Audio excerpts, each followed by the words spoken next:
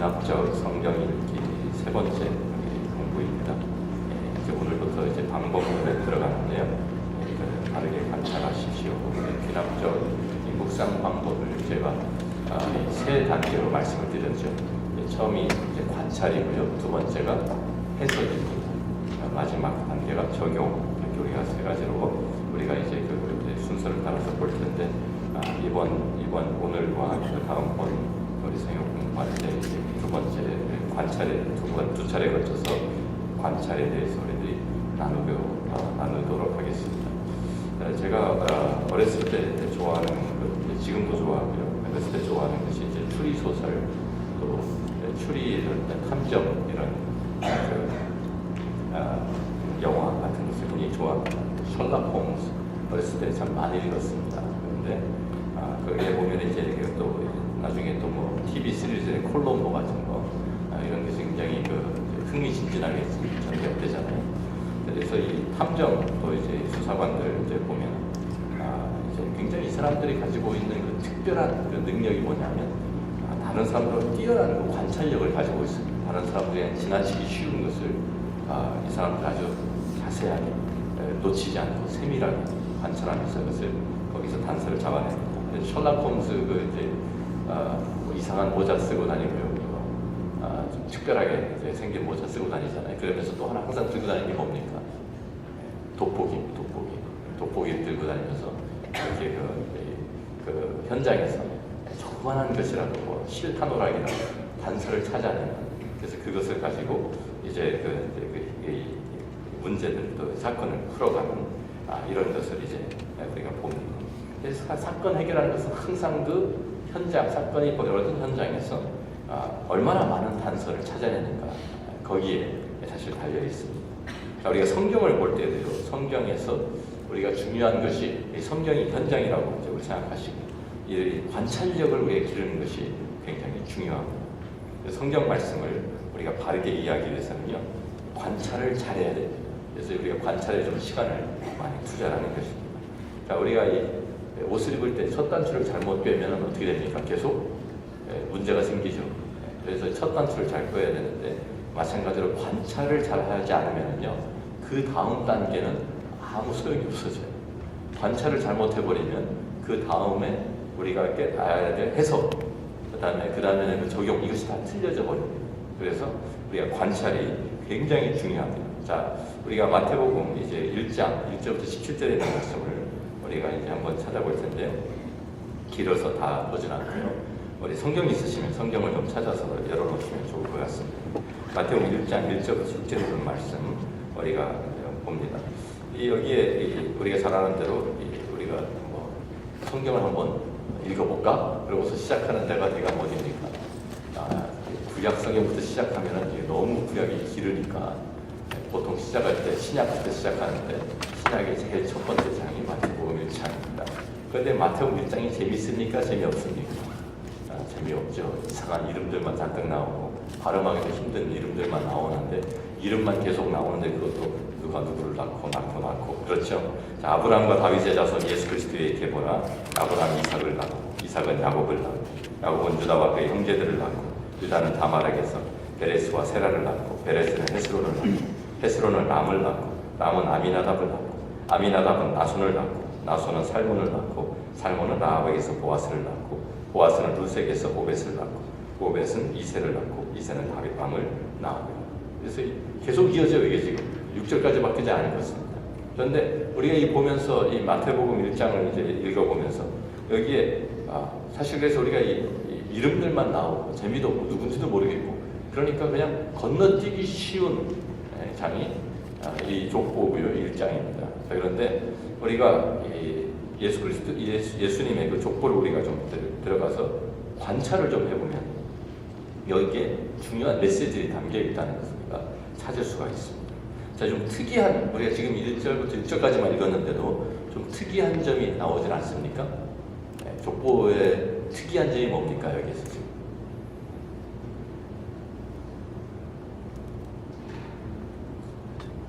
여러분들 족보 못 보셨어요? 족보.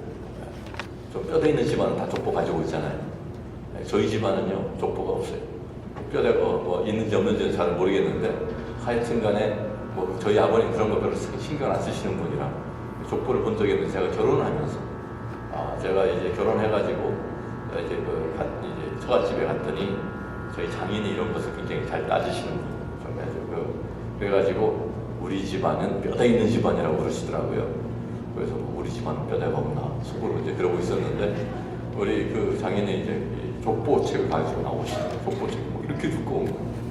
그런데 뭐 그 이름도 들었는데 잊어버렸습니다. 근데 전주이 씨, 전주이 씨라고 그러니까 이제 그 왕족이라 이거죠. 왕족이라고 자랑을 하시면서 그리고 이제 세종대왕 쪽은 아니고 그 뭐 다른 거기에 약간 무슨 도평군판가 뭐 이래 가지고 28대 자손이라고 본인이 그 얘기를 해주시면서 족보를 펴서 딱 보여주시는데 거기에 이제 저희 그 장인 이름이 성함이 이렇게 딱 한자로 써 있고 그리고서 그 밑에 라인이 두 개가 딱 있는데 이름이 없어요. 저희 장인이 딸만 둘이거든요. 딸만 둘인데 이름이 없어. 아들이 없어서 이름이 안 올라간대요. 아들이 여자 이름은 안 올라가는 거예요. 족보에. 그리고 거기에다가 여자라고 이렇게 한문으로 딱 써놓고 그 옆에 빈칸에 이제 결혼을 했으니까 이 둘째 딸은 시집갔다. 그래서 그냥 그 옆에다 제 이름이 올라간대요. 제 이름이 올라가고 그건 끝이라는 거예요. 그러니까 이제 제가 저도 보니까 이 도평군파 맞죠? 족보에 제 이름이 올라가 있습니다. 네. 그러니까 이 족보에는요 어디든지 한국도 그렇고 뭐 어디든지 모계 사회가 아닌 다음에야 여자 이름이 안 올라가는 거예요. 한국도 그렇고 뭐 히브리 문화도 그렇습니다. 그런데 예수님 족보에는 여자 이름들이 나와요. 그렇죠? 그래서 여기 보면 여기 유다는 다말에게서 베레스와 세라를 낳고 베레스는 헤스론을 낳고 헤스론 람을 낳고 람은 아비나답을 낳고 아비나답 나손을 낳고 나손은 살몬을 살몬은 라합에게서 라합도 여자잖아요. 보아스를 낳고 보아스는 루스에게서 오벳을 낳고 오벳은 이세를 낳고 이세는 다윗 왕을 낳았더라. 그래서 여기 사실 아브라함의 그 안에 사례 뭐 이런 이름이 들어가는 수도 있습니다. 유명한 사람들이. 그런데 그런 사람은 안 들어가고 여자들도 좀 특이한 여자들 이름이 들어가 있는 거예요. 여기 보면 전부 다 이 여자들이 어떤 여자들입니까? 문제가 있는 여자들입니다. 과거가 있는 여자들. 과거 있는 여자들을 이름을 여기다 올려놨습니다. 여기 특별히 예를 들어 다말, 유다는 다말에게서 다말이 유다의 사실은 며느리잖아요. 며느리였어요. 그런데 그 아들이 이제 일찍 죽고 아들이 없으니까 다시 그때는 계대 결혼이라고 해가지고 그 동생을 또 다시 결혼을 시켜가지고 아들을 낳아줘야 되게 돼 있었는데 그렇게 하다 보니까 다 죽게 생겼으니까 막내 아들을 안 줬어요. 그래가지고 다말이 자기 시아버지를 속이고 임신을 하죠. 그래서 태어난 아이들이 베레스와 세라. 그러니까 문제가 있죠. 다말도. 자 여기 그리고 또 라합도 어떤 여자였습니까? 기생이었다고 성경에서 말하죠. 예. 룻은 다른 데서 온 모압 여자였고. 근데 여기 보면은요, 이 여자들이 문제만 있는 것이 아니라 다 이방 여자들. 그래서 이 다말도 그 가나안 여인이었고요. 예, 뭐 라합도 가나안의 여인이었고, 룻은 모압 여인이었고. 그 다음에 이제 우리가 7절에 보면 6절을 계속 보면 다윗은 우리아의 아내에게서 솔로몬을 낳고 우리아의 아내 바세바죠. 이름은 안 나왔지만 역시 문제 있는 여인에다가 우리아가 이방인이었거든요. 그래서 그 아내도 아마 이방인이었을 것이다. 우리가 추정을 할 수도 있습니다. 자, 그래서 여기에 지금 이런 문제 과거가 있었던 여인들. 여기에 지금 남자들만 아니라 여자들의 이름이 들어가 있고 왕들만 아니라 이런 이방인들. 유대인들만 이방인들의 이름도 여인들의 이름이 들어간 것을 보면서 여기에 지금 예수님이 마태가 이러한 죄인들도 왕들뿐만 아니라 세력 권세 없는 사람들도 하나님께서 다 사랑하시고 구원하신다. 이방인들도 여인들도 문제가 있는 죄인들도 하나님이 사랑하셔 예수님을 보내셨다라는 메시지가 이 족보에 이미 이렇게 나와 있는 것입니다. 그런데 또 재미있는 것은 이 족보를 우리가 쭉 읽어보면요 3등분을 해놨어요. 그죠? 족보라는 게 원래 그냥 쭉 이어지는 거 아닙니까? 그죠? 그런데 일부러 3등분을 합니다. 그래서 3등분을 왜 3등분을 합니까? 여기서 그래서 우리가 쭉 보면은 아브라함부터 다윗까지 해서 딱 잘라버려요. 그리고서 다시 다윗을 다시 또 이름을 또 다시 언급을 하면서 다윗부터 다음에 여호냐. 그래서 이 바벨론으로 사로잡힐 때까지죠. 그리고 12절부터는 또 이 바벨론에 사로잡혀간 후에부터 예수 그리스도까지. 그래서 이렇게 해서 실제로 우리가 이제 보면은요, 10절 말씀에 그런즉 모든 대수가 여기 17절 이렇게 적어놨습니다. 그런즉 모든 대수가 아브라함부터 다윗까지 14대요. 다윗부터 바벨론으로 사로잡혀갈 때까지 14대요. 바벨론으로 사로잡혀간부터 그리스도까지 14대더라 라고 이렇게 밝히고 있습니다. 그래서 우리가 14이라는 수가 계속 반복이 되는데 여기 반복되는 거는 이제 이것을 굉장히 중요하다라는 것을 얘기해 주고 있잖아요. 그래서 그러니까 우리가 관찰을 잘하면은요, 이런 구절을 딱 볼 때, 여기에 지금 마태가 무슨 힌트를 주고 있구나. 이 14이라면 여기에다가 굉장히 계속 이것은 세 번이나 반복하면서 한 절에 세 번이나 반복하면서 하는 것은 무슨 힌트를 위해 주는 것이구나. 이것을 탁 캐치를 할 수 있어야 돼요. 그냥 지나치면 안 되는 것입니다. 그게 지금 여기에다가 이렇게 막 포커스를 하라고 이 마태가 이렇게 우리한테 힌트를 막 주고 있는 거예요. 자, 근데 마태가요, 원래 직업이 뭐였습니까? 세리였어요. 세리는 숫자에 밝습니까? 밝지 않습니까? 숫자에 굉장히 밝은 사람이죠. 숫자에 굉장히 밝은 사람인데 이 사람이 여기에다가 모든 대수가 아브라함부터 다윗까지 14이다. 다윗부터 바벨론으로 사로잡혀 14이다. 바벨론으로 사로잡혀부터 그리스도까지 14이다. 라고 이렇게 아주 강하게 얘기를 하고 있습니다. 그런데요, 그래서 이제 특별한 이제 그 의미가 있다는 것을 이제 알려주려고 단서를 제공해 주는 것이죠. 자, 그런데 실제로 이 이름들을 세워보면은요, 14이 아니에요. 거기에 문제가 있어요. 자, 아브라함부터 다윗까지 세워보면 이름이 몇 개입니까? 14 맞습니다. 그리고 다시 다윗부터 여고냐까지를 또 똑같은 방법으로 세워보면요, 이름이 몇 개인지 아세요? 15개가 나옵니다. 14이 아니라 15이. 그리고 여고냐부터 다시 또 예수님까지 14.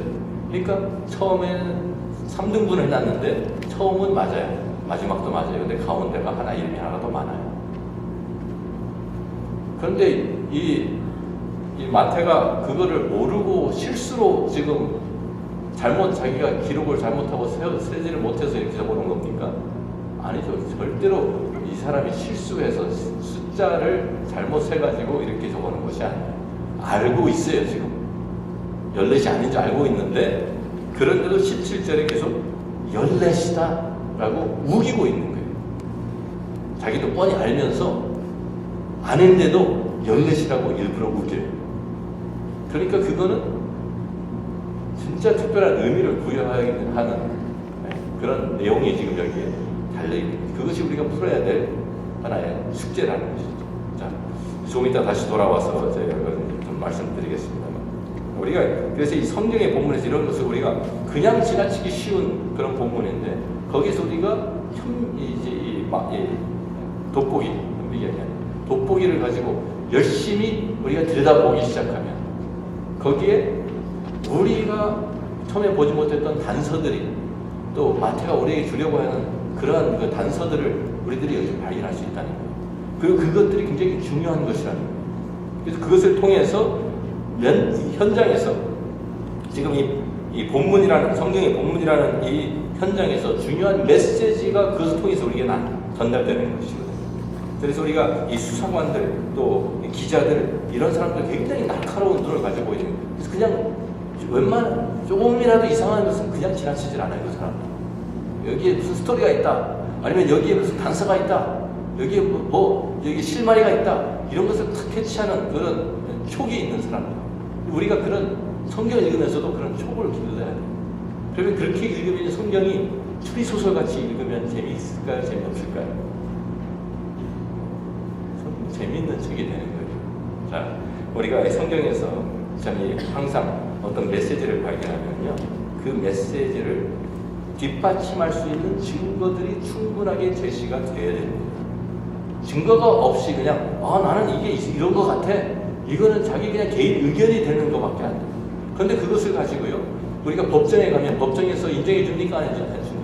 예를 들어서 누가 어떤 사람을 이제 검사가 이제 그 고발을 해가지고 이 사람 체포해가지고 법정에 세웠어요. 근데 이 사람 왜 여기 왔습니까? 재판장이 물어보면 그냥 이 사람이 무슨 뭐 나쁜 일을 한 것 같아요. 증거가 있습니까? 아니 증거는 없는데 제가 그냥 기분이 그래요. 그러면 됩니까? 안 됩니까? 그건 안 돼. 그거는 그 사람은 당장 그냥 석방시켜요. 증거가 없는데 왜 데리고 왔냐 이거죠. 증거가 있어야 돼. 증거가. 모든 법정에서 해결을 하기 위해서는 객관적, 이것도 주관적인 것이 아니라 내 생각이 이렇습니다가 아니라 모든 사람들이 보고 그렇구나, 이게 사실이구나 라는 것을 입증할 수 있는 증거물을 가지고 와서 제시를 해야 돼요. 또 자기가 고소를 당한 사람이면 자기도 자기의 무죄를 입증하기 위해서 증거를 제시해야 합니다.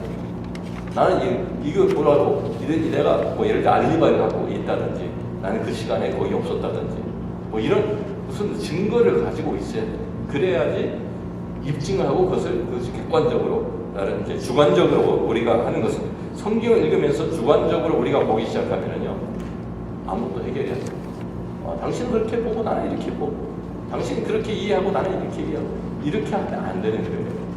모든 사람들이 다 수긍할 수 있는 증거가 이 본문에서 그것을 우리가 찾아서 그것을 제시할 수 있어야 돼요. 자, 우리가 그래서 시편 119편 18절 말씀이 우리가 항상 하나님의 말씀을 우리가 묵상할 때 첫 단계 관찰할 때 우리가 드려야 될 기도입니다. 다 같이 한번 읽어봅니다. 내 눈을 열어서 주의 율법에서 놀라운 것을 보게 하소서. 영어로 말하면 wonderful things in your law. 하나님의 율법에서 정말 그 wonderful, 정말 기이한 그런 것을 볼 수 있도록 내 눈을 열어달라고 시편 기자가 기도하고 있는 거예요. 우리가 하나님의 말씀을 우리가 보면서 하나님의 말씀에 진리가 담겨 있고 여기에 하나님의 그 영원한 생명이 담겨 있는 말씀인데 그것을 우리들이 보면서 하나님 그냥 내가 지나치지 않고 내 눈을 열어서 하나님께서 나에게 보여주시고자 하는 하나님의 진리를 내가 여기에서 발견할 수 있게 해주십시오. 주의 율법에서 놀라운 것을 보게 해주십시오. 이 기도가 우리에 꼭 있어야 합니다. 성령의 도우심을 받으면서 우리들이 그런데 우리가 여기에 이제 여기서 저희가 앞으로 더 나가기 전에 저희가 좀 약간 정보를 좀 드려야 될 것 같아요. 어떤 분들은 우리가 큐티를 한다. 큐티라는 것이 지난번에 말씀드린 것처럼 우리가 뭐 오랫동안 해왔잖아요. 그런데 요새 이제 유행을 좀 하잖아요, 그죠? 그래서 큐티를 사역이다, 큐티를 뭐 한다, 큐티하는 거 이제 가르치고 방법을 가르치는 분들이 많아졌습니다. 그런데 큐티를 가르치는 분들 가운데 어떤 말을 하시는 분들이 있냐면 우리가 성경을 연구할 때하고 큐티하고 할 때는 좀 다르게 읽어야 된다라고 하시는 분들이 있습니다. 큐티는 좀 주관적으로 그냥 성경을 읽어가다가 성경이 나의 마음에 확 부딪히는 말씀이 있다는 거예요. 그것을 잡아야 된다. 그것을 잡아서 거기에 하나님께서 나에게 특별하게 주시는 메시지를 내가 잡고 그것을 내가 그 감정이죠, 그죠? 그래서 내가 거기에 이제 나한테 부딪히는 것은 나한테 특별한, 그래서 그것을 성령의 음성이라고 이야기하면서 그래서 그러한 그 말씀을 붙잡고 거기에 내가 그것을 내가 받아들이는 그것이 중요하다. 근데 이렇게 가르치면은요 굉장히 은혜는 되는데 위험한 방법입니다. 왜냐하면 내가 주관적으로 성경을 읽기 시작하기 때문에. 다시 말하면 내가 부딪히는 게 왜 부딪혀요? 내 마음에. 내가 거기 어떤 생각이 내가 지금 생각하고 있는 것과 연결이 딱 되니까 이제 그것이 나한테 부딪히는 거거든요. 그런데 거기는 이미 그럼 내 감정이 개입이 되어 있어요. 그래서 그 감정으로 내가 그것을 내가 객관적으로 보지 않고 주관적으로 보기 시작하는 거예요. 자, 제가 설명을 드리면요. 여러분이 새로운 차를 하나 샀어요. 요새 차가 이렇게 많이 타고 다니는 차가 뭡니까? 도요타 뭐 캠리 같은 거 인기가 좋잖아요, 그죠? 이제 우리가 차를 하나 새로 샀어요. 전까지는요 거기에 관심이 없었어요. 그 차 눈에 들어오지도 않았어요. 그런데 내가 그 차를 사는 순간, 그 차를 타는 순간 이상한 현상이 벌어집니다. 그 차랑 똑같은 차가 수도 없이 많이 보입니다. 갑자기 전에는 전혀 거기에 관심도 없었고 보이지도 않고 무슨 다른 사람이 뭐 차고 다니는지도 관심도 없었는데 내가 그 차를 타는 순간 나하고 똑같은 차들이 막 보여요, 사방에서. 그렇죠? 경험해 보셨어요? 그게 아주 특이한 현상입니다. 없었어요? 아니요, 있었어요. 다 널려 있었어요. 많은 사람들이 타고 다녔어요. 그런데 내가 관심이 없었기 때문에 그것이 내 눈에 들어오질 않고 보이질 않았던 거예요. 그런데 내가 그 차를 타는 순간 이제는 그 차를 보면 저기 내 차가 가네? 나랑 똑같은 차가 가네? 이렇게 되는 거거든요. 저절로 연결이 막 되는 거예요. 주관적으로 보니까 보이는 거예요. 전에까지는 없었던 게 아니라 있었는데 안 보였는데 주관적으로 내가 그 감정이 이입이 되면서 보이기 시작하는 거예요. 그 현상이 있거든요. 그런데 우리가 하나님 말씀 보셔도 똑같아요. 내가 생각하는 거, 내가 지금 뭐 관심 있는 그런 내가 지금 고민하고 있는 것이 있는데 그것이 그 말씀에서 갑자기 확 튀어나와 부딪혀요. 그러면 이게 하나님께서 나한테 주신 응답이구나 이렇게 하고 그거를 아주 하나님 내가 기도하는 기도의 응답이라고 이렇게 그런 이제 수가 많죠. 그러면 은혜가 될까요, 안 될까요? 하나님께서 나한테 내 사정을 아시고 나한테 이 말씀해 주셨다고 그렇게 아주 딱 연결이 되잖아요. 너무 좋은 거예요. 그런데요, 문제는 많은 경우에 내 생각을 집어넣었다가 말씀해요. 그걸 다시 읽어버리는 거예요. 그러니까 내가 공감을 할까요, 안 할까요? 하나님의 말씀을 읽고 하나님의 생각이 있는 것이 아니라 내가 내 생각을 하나님의 말씀에 집어넣고 그것을 다시 읽어내는 거예요. 그러면 그거는 내 생각을 내가 읽는 것이지 하나님의 말씀을 읽는 게 아니잖아요. 그런 문제가 생겨요. 이제 예를 들면은요, 이제 노처녀가 결혼을 이제 정년기를 놓쳤어요. 그래가지고 배우자를 위해서 기도하고 있어요. 기도가 열심히 하고 있는데 이 성경을 이제 탁 펴서 이제 읽다가 한 구절이 확 눈에 들어오는 거예요. 그 구절이 뭐냐면 스가랴 9장 9절 말씀. 여러분, 스가랴가 이제 이 성경의 구약 성경 마지막 부분에 말라기 바로 이제 그 앞에가 스가랴인데 마태복음 조금 뒤로 가시면 스가랴 9장 9절이 금방 나옵니다. 근데 그 9장 9절이 뭐냐면 잘하는 말씀이에요. 시온에 따라 크게 기뻐할지어다.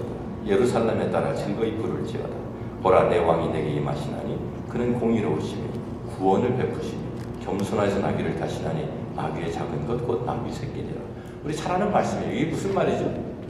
뭐에 대한 얘기죠?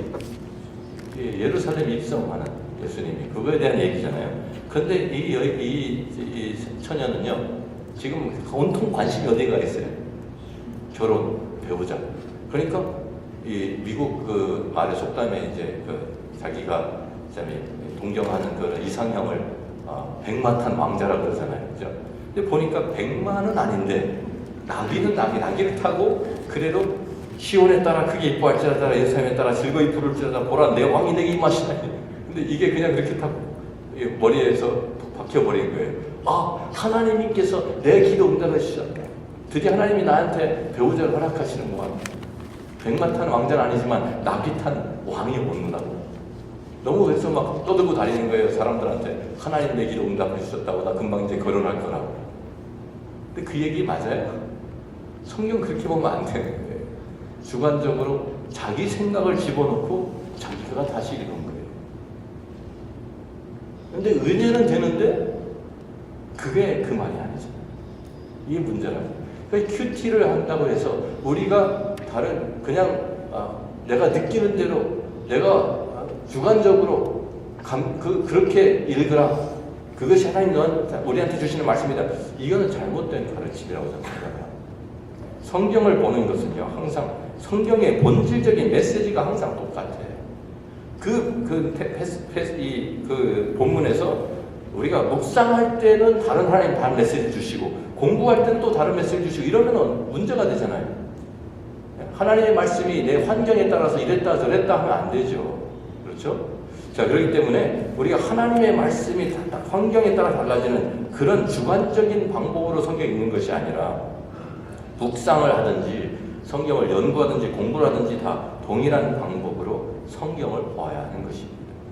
바른 관찰을 그래서 해야 되는 관찰은요, 이렇게 떨어져서 삼자 입장에서 객관적으로 보는 거예요. 객관적으로 내가 감정을 대입해서 보는 것이 아니라 좀 이렇게 삼자의 입장에서. 그래서 그것을 있는 그대로 먼저 보고, 그래서 거기에서 내가 이 단서들을 찾아내는 것이고, 그래서 상상력, 뭐 추리력 이런 것을 동원해서 말씀을 보면 안 돼요.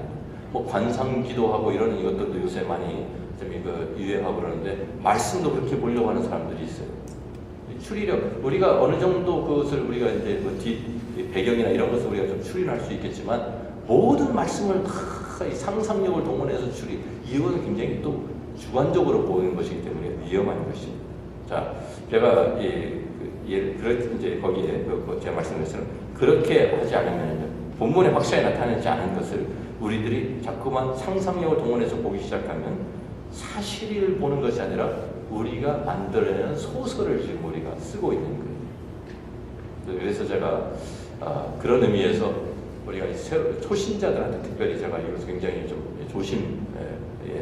조심스럽게 성경을 읽어야 된다는, 특별히 여러분 작가 중에, 우리 크리스천 작가 중에 김성일 작가, 저하고 이름이 똑같은데 굉장히 유명한 사람입니다. 그래서 그분 책이 굉장히 재밌습니다. 읽어보셨어요 혹시? 전에는 많이 쓰셨는데 요새는 잘 안 쓰시는 것 같아요. 그런데 그분이 처음에 쓴 책이 땅끝에서 오다라는 책이 있습니다. 근데 엄청나게 아주 막 드라마틱하고요. 뭐 추리 소설이에요 진짜. 이게 제가 추리소설 좋아하니까 처음에 그 책을 딱 읽으니까 책을 못 놓겠더라고요.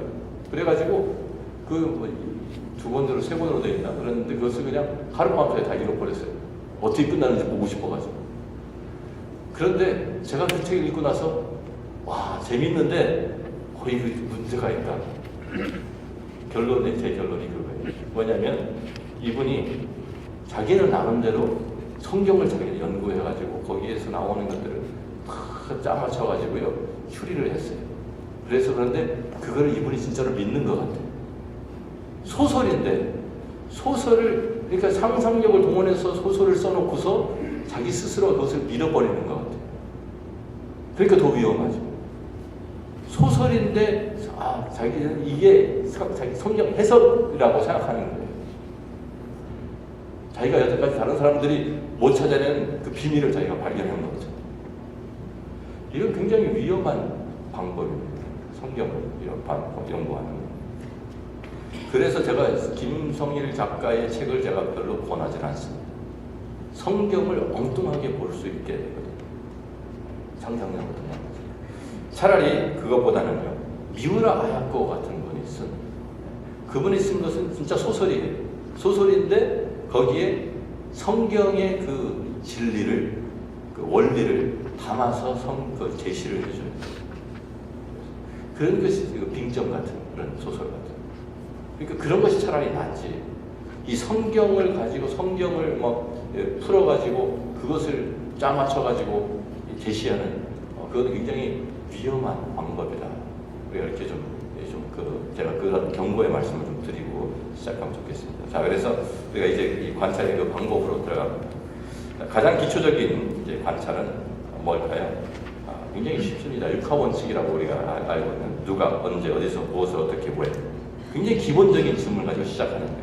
그것을 가지고 우리가 관찰 본문을 읽으면서 거기에 대한 답을 찾아내는 것입니다. 그래서 그것이 이 질문에 답을 찾는데 없을 때도 있어요. 그 질문에 거기 본문에 안 나와 있는 것도 있어요. 그런데 그것을 가지고 우리가 시작을 하면 거기에서 우리가 기본적인 이 본문에서 얘기하고자 하는 기본적인 주제와 의미가 파악을 우리가 할 수가 있는 것입니다. 자, 우리가 마태복음 4장을 가서 우리가 한번 봅니다. 마태복음 4장에 17절 말씀부터 우리들이 좀 보면은요, 제가 읽어드릴게요. 이때부터 예수께서 비로소 전파에 이르시되 회개하라, 천국이 가까이 왔느니라 하시더라. 갈릴리 해변에 다니시다가 두 형제 곧 베드로라 하는 시몬과 그의 형제 안드레가 바다에 그물 던지는 것을 보시니 그들은 어부라. 말씀하시되 나를 따라오라, 내가 너희를 사람을 낚는 어부가 되게 하리라 하시니 그들이 곧 그물을 버려두고 예수를 따르더라. 거기서 더 가시다가 다른 두 형제 곧 세베대의 아들 야고보 그의 형제 요한이 그의 아버지 세베대와 함께 배에서 그물 깁는 것을 보시고 부르시니 그들이 곧 배와 아버지를 버려두고 예수를 따르니라. 그래서 여기에 지금 이 예수님에서 여기에서 지금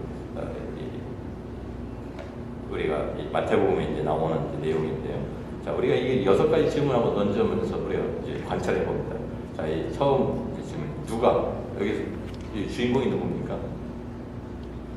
예수님이죠. 예. 예수님이 지금 이제 이때부터 예수께서라고 비로소 봐요. 이르시되 회개하라 천국이 가까이 왔느니라 하시더라. 그리고 갈릴리 해변에 다니시다가 누가 다니신 거예요? 예수님께서. 그래서 언제? 이게 언제입니까? 날짜를 얘기하는 것이 아니고요. 언제입니까? 공생의 초기입니다. 지금 여기 마태복음 우리가 시작하는 저기잖아요. 그래서 여기 1장, 1장에는 아까 우리가 했던 대로 그 예수님의 그 계보가 나와 있고, 2장에 동방박사 얘기하고, 그리고 이제 이 애국으로 피난 가셨다가 3장에는 세례 요한이 등장하는 이야기, 4장에는 이제 예수님이 시험을 받으시는 그런 내용이 나오고, 바로 그 다음에 이때부터 예수님이 공생을 시작하시면서 이때부터 비로소 전파에 이르시되 회개하라 천국이 가까이 왔느니라 라고 이제 그 선포하시기 시작하셨어요. 공생의 초기 시작을 하신 것이죠. 자, 그러면 세 번째 질문, 어디서? 예, 갈릴리 해변이죠. 갈릴리 해변에서. 예. 자, 무엇을? 그래서 이 공생의 초기에 갈릴리 해변에서 무엇을 하셨습니까?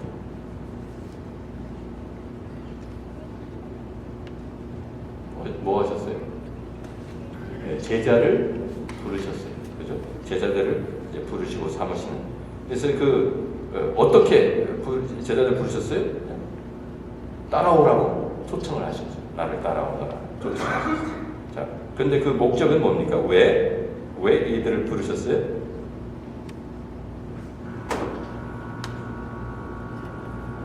사람을 낳는 어부가 되게 하리라고 목적을 밝히시면서 목적이 나오죠. 자, 그러니까 여기 보면 다 예수님께서 이제 공생의 초기에 갈릴리 해변에서 제자들을 부르셨다. 이것을 나를 따라가고 초청을 하셨다.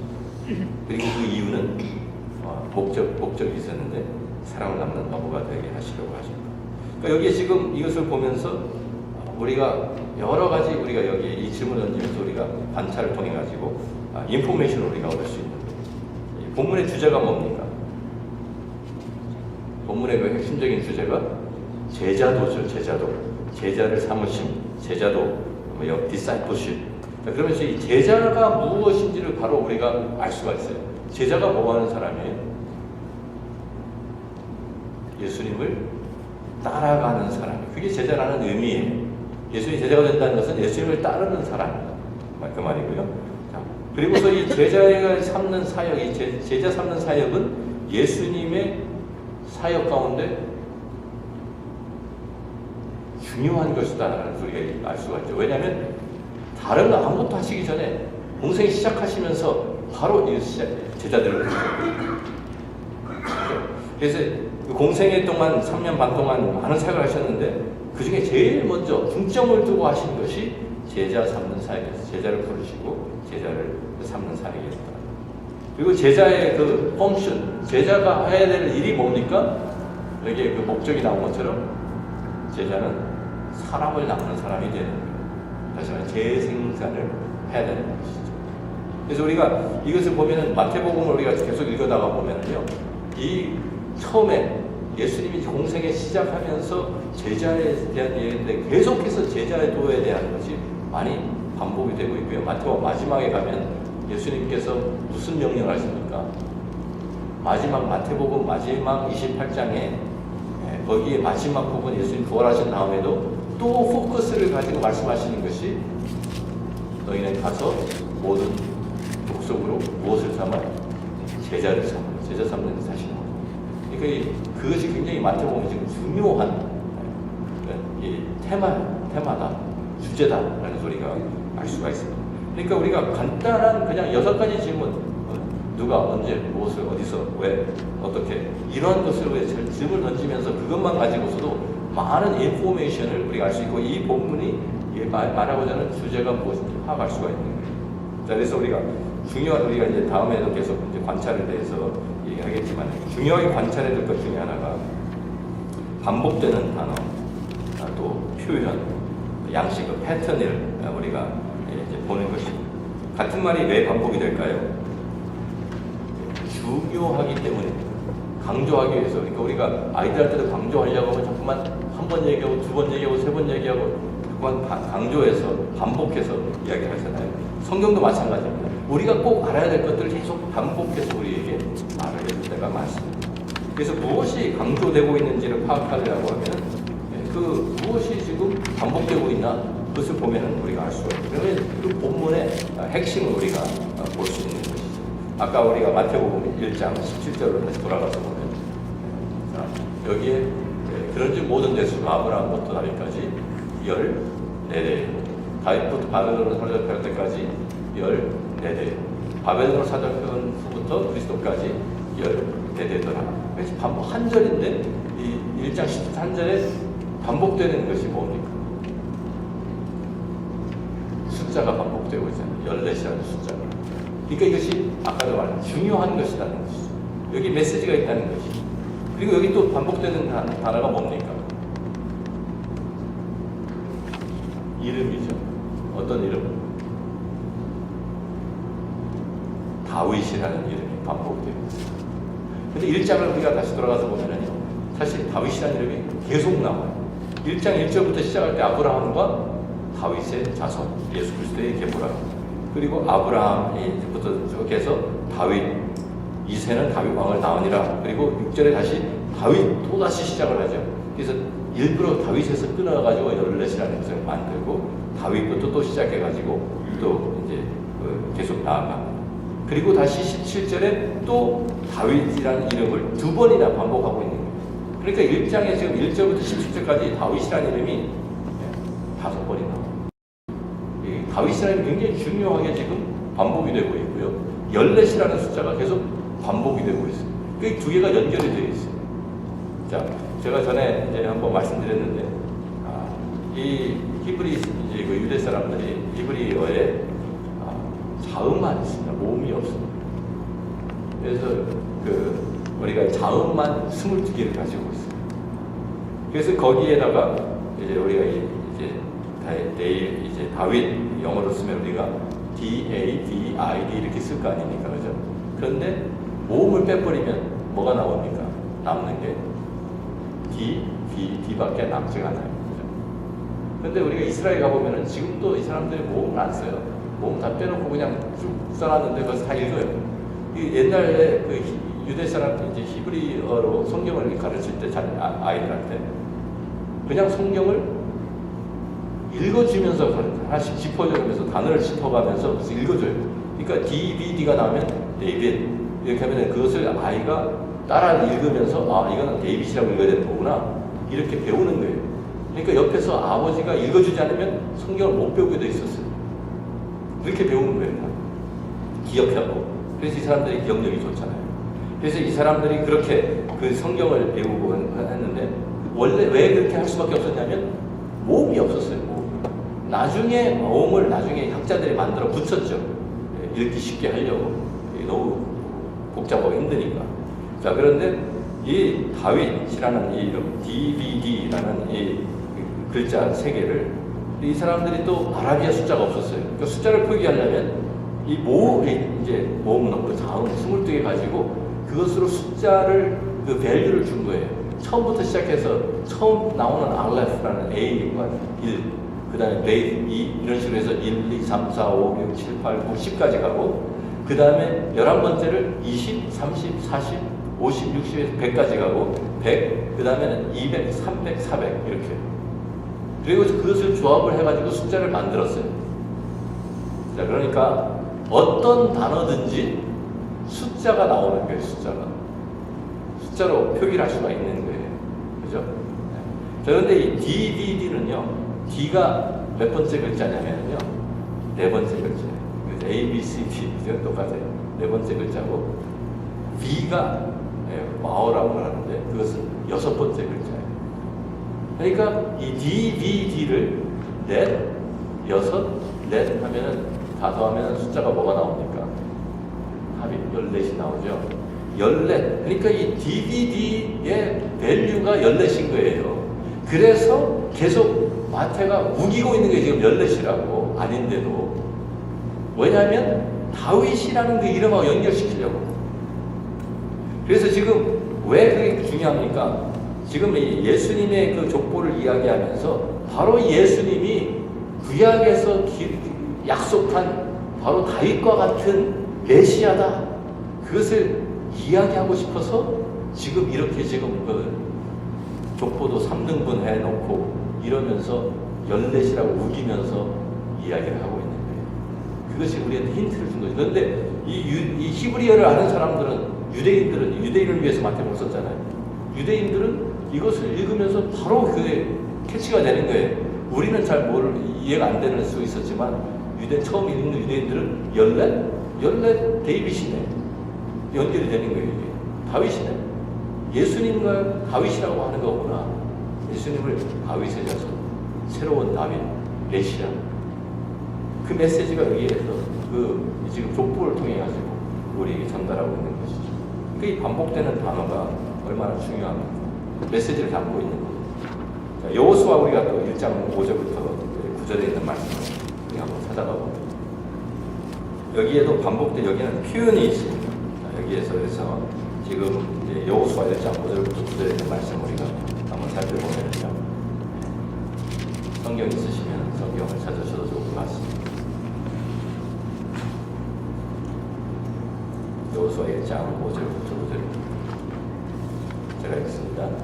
내 평생에 너를 등에 대적할 자가 없으리니 내가 모세와 함께 있었던 것 같이 너와 함께 있을 것이니 내가 너를 떠나지 아니하며 버리지 아니하리니 강하고 담대하라. 너는 내가 그들의 조상에게 맹세하여 그들에게 주리란 땅을 이 백성에게 차지하게 하리라. 오직 강하고 극히 담대하니 나의 종 모세가 내게 명령한 율법을 다 지켜 행하고 우로나 좌로나 치우치지 말라. 그리하면 어디로 가든지 형통하리니 율법책을 내 입에서 떠나지 말게 하며 주야로 것을 묵상하여 그 안에 기록된 대로 다 지켜 행하라. 그리하면 내 길이 평탄하게 될 것이며 내가 형통하리라. 내가 내게 명령한 것이 아니냐. 강하고 담대하라. 두려워하지 말며 놀라지 말라. 내가 어디로 가든지 네 하나님 여호와가 너와 함께 하느니라 하시니라. 여기 보면은 계속 반복되는 표현들이 많이 나오고 있습니다. 먼저 우리가 금방 볼 수 있는 것들이 너와 함께라는 말씀입니다. 함께 하시겠다. 5절에도 그래서 내가 모세와 함께 있었던 것 같이 너와 함께 있을 것이다. 9절에도 내가 어디로 가든지 내 하나님 여호와가 너와 함께 하느니라. 함께 하시겠다는 표현이 나오고요. 또 마음을 강하게 하라. 담대. 계속 반복해 나오죠. 6절에 강하고 담대하라. 7절에도 어제 강하고 극히 담대하라. 또 우리가 9절에도 강하고 담대하라. 두려워하지 말고 놀라지 말고. 이런 말씀들이 계속 반복되고 있습니다. 또 반복되는 말씀이에요. 율법책을 다 지켜 행하라. 7절에도 그죠. 그래서 율법을 다 지켜 행하고, 또 우리가 이제 그 8절에도 그 안에 기록된 대로 다 지켜 행하라. 이런 말씀들이 반복되고, 또 반복되는 형통한다라는 말씀이 나옵니다. 어디로 가든지 형통할 것이다. 8절에도 내가 형통하리라. 그러니까 이런 우리가 계속 이 지금 보면은 같은 표현들이 계속 반복해서 나오고 있어요. 그러니까 거기에 우리들이 그 표현들을 우리가 정리해 보면 지금 본문에 이제 우리가 그 배경도 우리가 이해할 수가 있는 것이죠. 본문의 지금 배경이 뭡니까? 새로운 시대입니다. 여태까지 모세가 이끌어와다 모세가 죽었어요. 아직 지금 요단강 건너지도 못하고 모압 땅 광야에 있습니다. 거기서 지금 들어가서 가나안 땅을 점령을 해야 되는데, 그런데 지금 여태까지 그냥 모세만 따라오던 이 여호수아가 갑자기 지도자로 하나님이 세워주신 거예요. 그래서 새로운 시대에 새로운 지도자가 세워졌는데 위기죠. 네, 위기입니다. 지금 이것을 여기 아주 중요한 전환점에 와 있는데, 여기에서 앞으로 나가서 지금 그 정복을 해야 되는 상황인데, 여기에 지금 얼마나 자기가 두렵고 떨렸겠어요. 지금 이 여호수아의 입장에서 보면. 그런데 하나님께서 그를 찾아오셔서 그에게 내가 성공할 수 있는 공식을 제시해 주시는 거예요. 미래에 성공할 수 있는 성공을 보장받는 공식이. 그 공식이 뭡니까? 여기는 지금 반복해서 강조하시는, 하나님께서 강조하시는 말씀을 우리가 종합해 보면 그 공식이 딱 나오는 거예요. 함께 하시는 하나님을 믿고 말씀에 순종이다. 그거예요. 그러면 어디든지 형통할 것이다. 무엇을 하든지 내가 형통할 것이다. 그러니까 우리가 반복되는 표현들 이런 것들도 우리가 잘 관찰하면서 그 메시지를 우리가 파악할 수 있다는 거예요. 또 우리가 이 패턴, 반복되는 패턴이 있습니다. 요한계시록 2장, 3장은요, 우리가 이제 상당히 뭐 전체를 다 볼 수 없어서 제가 요한계시록 2장 1절부터 7절에 대한 말씀만 제가 기록을 해놓았습니다. 여기에 우리가 잘 아는 말씀들이 나오죠. 뭡니까? 7교회 보내는 편지가 기록이 되어 있습니다. 그래서 에베소 교회가 제일 첫 번째잖아요. 그래서 에베소부터 시작해서 7교회를 쭉 주님께서 편지를 보내시는데 우리가 읽어보면은요, 이 편지들이 똑같은 양식으로 기록이 되어 있어요. 패턴이 똑같아요. 그래서 처음에는 여기에 이제 나온 거죠. 에베소 교회의 사자에게 편지하라. 그래서 어떤 교회의 사자에게 편지하라라는 말을 시작하시고요. 네, 오른손에 있는 7배를 붙잡고 7 금촛대 사이에 보내시는 이가 이르시되. 그래서 예수님의 그 모습이 나옵니다. 그래서 어느 교회의 사자에게 편지해라. 그리고 바로 그 다음에는 예수님의 모습이 나오고요. 그 다음에 내가 내 행위와 수고와 내 인내를 알고도 악한 자를 용납하지 아니한 것과 자칭 사도라 하되 아닌 자들 시험하여 거짓된 것을 내가 드러낸 것과 또 내가 참고 내 이름 위하여 견디고 게으르지 아니한 것을 아노라. 그러나 너를 책망할 것이 있나니 너의 처음 사랑을 버렸느니라. 그래서 여기 계속해서 그 교회를 칭찬하시는 말씀, 또 책망하시는 말씀들이 이어서 나옵니다. 그리고서 마지막에 이제 그 약속을 해주시죠. 그래서 이 7절에 귀 있는 자는 성령의 교회들에게 하시는 말씀을 들을지어다. 이기는 그에게는 내가 하나님의 낙원에 있는 생명나무 열매를 얻게 하리라. 그래서 여기에 이 양식이요. 그 다음에 서문학교에 가면 서문학교에 똑같이 반복이 돼요. 서문학교의 사자에게 편지하라. 그래서 모양은 예수님의 그 모습은 나타나신 모습은 달라지는데, 근데 그 패턴은 같은데 처음임의 마지막이요. 죽었다가 살아나시니까 이르시되. 그 교회하고 연결되는 주님의 모습이 나타나고. 그리고 그 교회, 어떤 교회는 칭찬만 듣고 어떤 교회는 책망만 듣는 교회지만 칭찬과 책망이 거의 다 이제 같이 섞여서 나옵니다. 그리고 마지막에는 항상 약속으로 끝납니다. 그래서 내가 죽도록 충성하라. 그러면 내가 생명의 관을 내게 주리라. 귀 있는 자는 성령의 교회들에게 하시는 말씀을 들을지어다. 이기는 자는 둘째 사명회를 받지 아니하리라. 그래서 그 내용은 조금씩 달라지는데 패턴은 똑같은 패턴을 반복해요. 7교회가 다 똑같이 편지가 되고 있습니다. 우리가 이것을 관찰하다 보면 이 패턴이 돌아가는구나 라는 것을 이해를 하시게 되면은요, 이 7교회의 메시지가 서로 떨어져 있는 것이 아니다라는 것을 우리가 보는 거예요. 알 수 있는 거예요. 왜냐하면 똑같은 패턴으로 반복해서 말씀하시면서 이것이 서로 연결되어 있다는 것을 그것이 이렇게 유니파이 시켜주는 거잖아요. 통일성이 있지. 그러니까 이 메시지들이 7 다른 메시지가 아니라 이것이 다 서로 연결되어 있구나 라고 우리가 볼 수가 있어요. 이게 굉장히 중요한 것이 이것을 해석하는 이제 단계에 있어서 제가 좀 해석에 나중에 나올 것이지만 미리 말씀드리면은 해석을 하는 가운데서 어떤 분들은 7교회가 이 교회의 7 다른 시대다. 이제 에베소 교회는 초대교회고 라오디게교회 맨 마지막에 나오는 것이 이제 말세 교회다. 그래가지고 그것을 구분을 그렇게 하는 분들이 있어요. 그런데 그렇게 보면은요, 그러면 7교회에 해당하는 그런 메시지들을 우리가 다 듣는 것이 아니라 우리는 지금 어느 시대에 있을까? 그래서 우리는 초대교회는 아니고 우리가 지금 라오디게교회가 그럼 라오디게교회는 말씀만 우리가 들으면 되는구나 이렇게 생각하기가 쉽잖아요. 근데 그게 아니에요. 지금 패턴을 우리가 똑같은 패턴이 반복된다는 것은 이 메시지들이 다 서로 연결이 되어 있다. 그리고 거기에서 우리에게 주시는 메시지가 있다. 그러면서 여기 특별히 거기에 대한 증거가 있어요. 보면 귀 있는 자는 항상 똑같은 그 포뮬러가 있죠. 귀 있는 자는 성령이 교회들에게 하시는 말씀을 들을지어다. 에베소 교회만 들으라는 것이 아니라 에베소 교회의 메시지도 교회들에게 하는 말, 귀 있는 자는 교회들, 7교회들에게 다 하시는 말씀을 들어라 라고 분명히 밝히고 있죠. 그래서 여기에 그 귀 있는 자, 그리고 이것은 또 참 이 개인에게도 하시는, 교회에게 하시는 말씀뿐만 아니라 교회 안에서도 귀 있는 자, 개인 한 사람에게 말씀하시고, 거기에 약속도 이기는 그에게는, 이기는 자, 계속 개인적인 적용이 주어지고 있는 거예요. 그러니까 7 교회의 메시지가 사실은 모든 시대의 모든 사람들에게 다 주어지는 메시지인 거예요. 그러니까 이것은 초대교회에 주시는 말씀 우리하고 상관없어. 우리가 이것만 덧잡으면 돼. 이런 얘기가 아니라는 말입니다.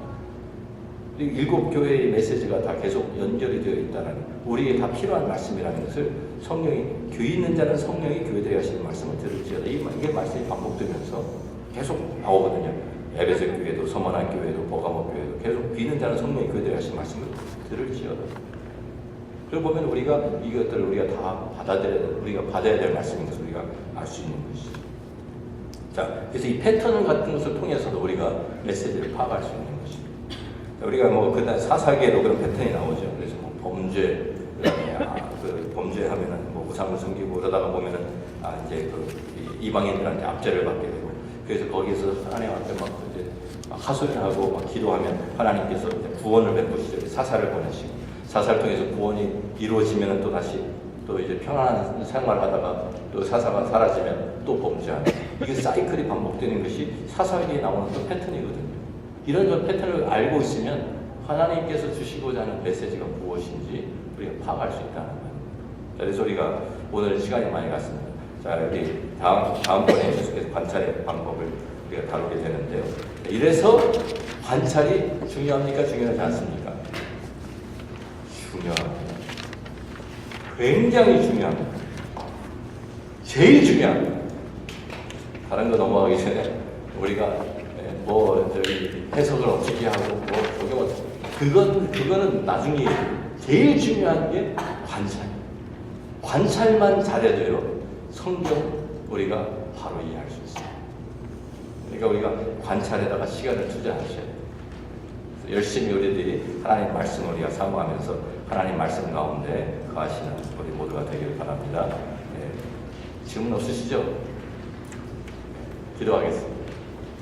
아버지 하나님 감사합니다. 하나님의 은혜와 사랑 가운데 저희들 하나님께서 또 주신 귀한 말씀들을 함께 나눌 수 있도록 은혜 주시니 감사합니다. 하나님 정말 이 귀납적 성경 읽기를 통해서 우리들이 하나님 말씀에 담겨있는 그 기이한 것들을 하나님 볼 수 있도록 우리의 눈을 열어주시고 우리의 귀를 열어주시고 우리의 마음을 열어주셔서 정말 하나님과 더 깊은 교제와 사랑 속에 들어가는 저희들이 다 되게 도와주옵소서. 진리를 저희들이 깨닫고 그 진리 가운데 살아가는 저희들이 될 수 있도록 인도하여 주옵소서. 감사합니다. 예수님 귀하신 이름으로 기도합니다.